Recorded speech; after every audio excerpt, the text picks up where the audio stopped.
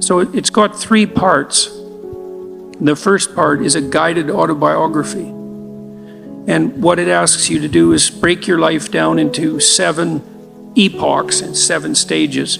Sometimes people do that by relationship or by year or by occupation, however you choose. And then to detail out the most significant emotional events of your life, especially those that still hold some emotional valence. And that would help, because what happens with PTSD in some sense is that the narrative through which you see the world fractures. And because it fractures, your perceptions and your consequent emotional responses become chaotic. And that chaos produces stress response, chronic stress response. And so what you need to do to recover from PTSD is to knit the story back together. And I had a client who had PTSD, very seriously affected. She was only 17, and she was so fractured that she was diagnosed with severe schizophrenia.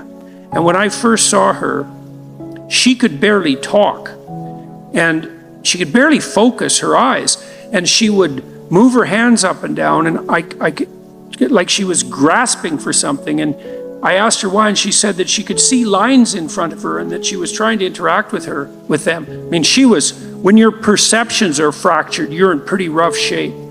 And it turned out that she had been terribly bullied by a boy whose amorous advances she had rejected, and he set out to make her life hell, and certainly succeeded. And I had her walk through this past authoring program in the course of therapy. And she could hardly write to begin with. And we went through her life right from the beginning. And as we went through it, she got more and more coherent. And by the time we had brought her up to date, including walking through this catastrophic bout of bullying and the school's absolute inability to do anything about it, she had glued herself back together. So the other thing I would carefully recommend, especially if what traumatized you happened more than 18 months ago, is that you spend some time either writing about it, or another thing to try is just before you go to sleep, bring the memory to mind, and not enough to push you farther than you want to go, but as vividly as you can, and then let it go. Like don't push yourself harder than you can. You want to initiate a process of active engagement with the dragon that burned you, fundamentally.